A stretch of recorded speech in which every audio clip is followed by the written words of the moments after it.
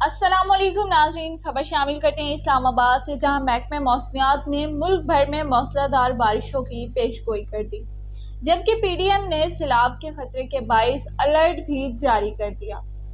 تفصیلات کے مطابق آج سے مونسون ہوائیں ملک کے بالائی علاقوں میں داخل ہوں گی۔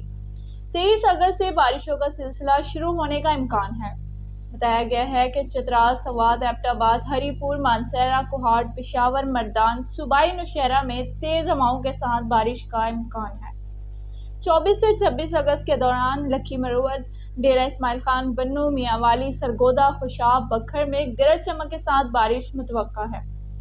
23 سے 27 اگست کے دوران آزاد کشمیر، گلگت بلتستان، گلیات، اسلام آباد میں گرج چمک کے ساتھ بارش کا امکان ہے۔ راولپنڈی، اٹک، چکوال، جہلم سمیت پنجاب کے بیشتر علاقوں میں بھی وقفے وقفے سے بادل برسیں گے۔ مزید خبریں اور اپڈیٹ سے جڑے رہنے کے لیے دیکھتے رہیے پنجاب میڈیا آفیشل۔